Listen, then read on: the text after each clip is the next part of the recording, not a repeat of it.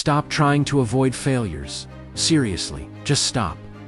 What if I told you that the super successful, the millionaires, the people whose net worth charts look like they're launching into orbit, actually collect failure like it's cash? It's true. They've probably messed up way more often than you ever have. Yet they've built empires. Today, I'm pulling back the curtain on the 5 counterintuitive ways they flip those faceplants into fortunes. And I'm going to show you exactly how you can grab this playbook before this video even ends. If you're ready to rethink everything you thought you knew about messing up, stick around. The millionaire mind flip. Most people treat failure like it's a final verdict, like the game's over. The millionaires, they treat it like data, pure and simple. Think about it. When you're running an experiment, you don't throw out the results that don't match your hypothesis, right? No, you analyze them. You learn from them. That's exactly how the wealthy approach their setbacks. They cultivate what's called a growth mindset, seeing every challenge as an opportunity to develop, rather than a reflection of their inherent ability. Take Sarah Blakely, for instance. Before she built the Spanx empire, she was selling fax machines. And let's just say the career wasn't exactly a rocket ship to success. But when it flatlined, instead of letting it define her, she journaled about being kicked around and then, in a stroke of genius, cut the feet off her pantyhose. The net result? A billion-dollar company born from a pink slip in a moment of frustration. The secret sauce is simple. Swap the question from why me to what's the lesson worth here. Do that, and suddenly, the sting of failure isn't just pain. It's tuition you're going to claim back with serious interest. It's about reframing that negative self-talk, transforming "I can't do this" into "I can't do this yet." That shift alone is powerful. Secret number 1. Fail fast. Fail cheap rich. People don't bet the farm on every single idea. Instead, they run micro-experiments. They'll test an idea with $100 and a weekend, not $100,000 and a year. If it crashes and burns, the loss is just pocket change, a small tuition fee for a valuable lesson. But if it shows even a flicker of promise, they hit the accelerator, pouring gas on the fire. This isn't about being reckless. It's about minimizing the downside while maximizing learning. Want to copy him? It's pretty straightforward. Set a failure budget each month, a specific amount of money you fully expect to evaporate while you hunt for insights. My own started at $50. Now, it's grown to $5,000. And the return on that lost cash has been 23 times over. It's a game. This approach lets you iterate quickly, gather real-world data, and pivot without catastrophic losses, building confidence with each small win and each contained loss. So, drop a comment below and tell me how big your next failure budget will be. Let's normalize burning a little cash for knowledge, not ego. Secret number 2. Log, label, leverage every stumble and what their next experiment will be. That's it. Seriously. No emotional meltdown required. They don't dwell. They document. They don't lament. They learn. This systematic approach transforms abstract failures into concrete, actionable data points. Think about James Dyson. He famously filled 5,127 vacuum prototypes before he landed on the one that worked. Each one might have cost him some time and money. But those logged lessons, they were worth a multi-billion-dollar empire. Each failed prototype was a piece of feedback, a clue that brought him closer to the solution. He wasn't just building vacuums, he was building a massive database of what didn't work, which is just as valuable as knowing what does. So, grab a cheap notebook, title page 1, My Mistake, Goldmine, and start stacking proof that you're learning faster than anyone else out there. This isn't just about avoiding past errors. It's about actively building a proprietary knowledge base that compounds over time. Secret number 3. Speed of recovery greater than size of failure. Investors, the smart ones anyway, back entrepreneurs who bounce back like super balls, not splat like tomatoes. It's not about avoiding failure entirely. It's about how quickly you get back up.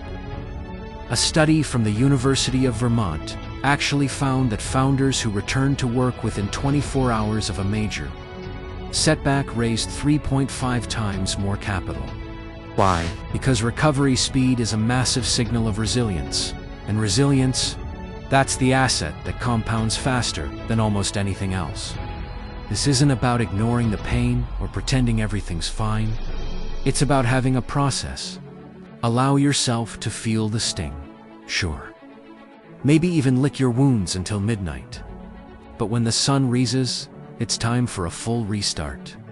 That's your 24-hour rule. This isn't just about mental toughness. It's a practical strategy to prevent rumination and maintain momentum. Your bank account and your sanity will feel the difference faster than you think. It shows you're solution-oriented, not problem-paranoid. Secret number 4. Sell the scar. Not just the product, people. Pay a premium for authenticity. For real stories, for the journey, not just the polished end result. When Howard Schultz pitched Starbucks to investors, he didn't just talk about coffee. He led with his deeply personal childhood tale of watching his dad get fired because he had no health coverage. Then, he explained how good employee benefits would fuel low turnover and high profit, creating a company that truly cared. The story of surviving failure, of witnessing hardship, became the brand's backbone and attracted capital like honey. It's about making yourself, or your product, relatable. Whatever you're launching, package the struggle into the pitch. Don't hide the bumps and bruises, highlight them. The market isn't looking for artificial perfection.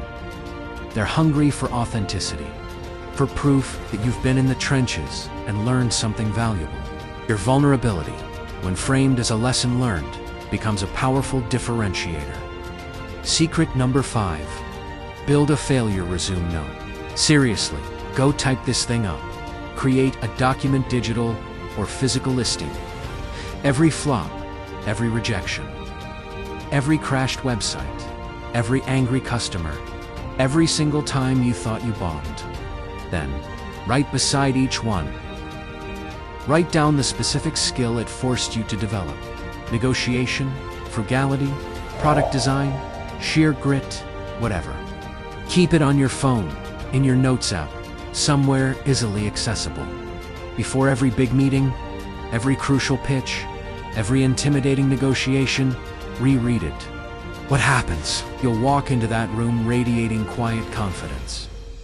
Not arrogance, but a deep, unshakable self-belief. Why? Because you've just reviewed concrete proof that you don't just survive setbacks.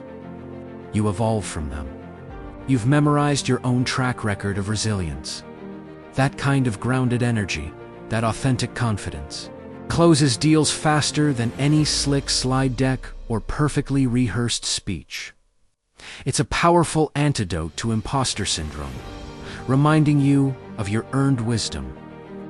If you're furiously scribbling notes right now, do me a quick favor. Smash that like button. It tells the algorithm this message is resonating, and it'll show this video to one other person who's probably terrified of messing up. Let's flood YouTube with people who understand that failure isn't a bill. It's a down payment on something bigger. The 10-minute daily ritual. Most people spend 10 minutes scrolling social media or hitting snooze. Millionaires. They often carve out 10 minutes every morning, close their calendar, and ask themselves 3 powerful questions. Where did I fail yesterday? What's the lesson worth? In dollars or in growth? And what's today's micro-experiment to test that lesson? They write down the answers. This isn't just journaling. It's a deliberate act of continuous learning and adaptation. Over a single year, you'll stack up 3,650 data points. 3,650 documented lessons, while your competition is still binge-watching productivity hacks. This ritual transforms abstract mistakes into actionable intelligence. Remember, compound interest isn't just for money, it's for mistakes turned into memory. For daily insights that build an insurmountable advantage. This consistent, disciplined reflection is how they actively seek feedback from their own experiences, turning lessons into leverage once you've mined that lesson. Once you've extracted the gold from the mistake, don't just keep it to yourself. Package it up. Create a cheat sheet. Offer a consulting call, anything that transfers your hard-won wisdom. Is someone who'd gladly pay to avoid making the exact same mistakes you did. Think about Pat Flynn. He got laid off as an architect during the recession. Instead of despairing, he blogged the exact blueprint of how he studied for his lead exams. What started as a way to organize his own notes turned into a PDF, and that PDF eventually generated 7 figures. Your failure, combined with someone else's impatience to skip the pain, equals your next revenue stream. You're not just selling a product, you're selling a shortcut, a solution born from your own struggle. The social network effect. Show me your friends, and I'll show you your future. Millionaires understand this implicitly. They surround themselves with people who trade war stories, not pity parties. They join masterminds. They pay, then they hire coaches faster than they upgrade their cars. Why? Because they understand the immense value of external perspectives, constructive feedback, and accountability. The average person, they usually just vent to their broke buddies, who, bless their hearts, are often just there to validate excuses and reinforce limiting beliefs. Choose your campfire carefully. It determines whether your failures are going to roast you alive or help you toast marshmallows. If you need a starting circle, hop into the comments below. There's always a few future titans networking there, ready to share, learn, and grow. Building a strong support network is critical for challenging your own assumptions and maintaining that crucial abundance mindset. Visualization with safety nets. Before taking those big, bold swings, millionaires don't just mentally rehearse success. They also mentally rehearse the setback pathways. Olympic athletes do the same thing. They picture the missed landing, then the cool, collected recovery that still nails the landing and gets the medal. AD, just 1 minute of IFTIN visualization to your daily routine. If my primary supplier bails, then I switch to plan B and launch 48 hours later. If a key team member leaves, then I activate my backup hire and redistribute tasks. This isn't about expecting failure. It's about preparing for contingencies. Expecting the stumble removes the fear, and removing fear, that boosts action. And let's be real, action is the only thing that ever truly fills a bank balance.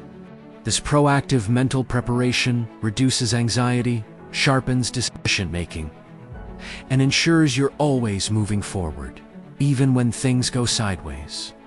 If you found this valuable, make sure to subscribe and hit that bell icon.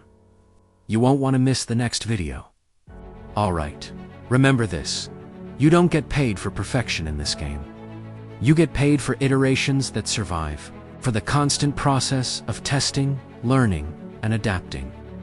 Start seeing every flop as a deposit into your experience bank. Every lesson as interest accruing, and every single bounce back as compound growth working tirelessly in your favor. Fail fast. Log the gold. Sell the scar. Then keep stacking those skills. Do that long enough, and your net worth won't just climb. It'll launch into a trajectory you never thought possible.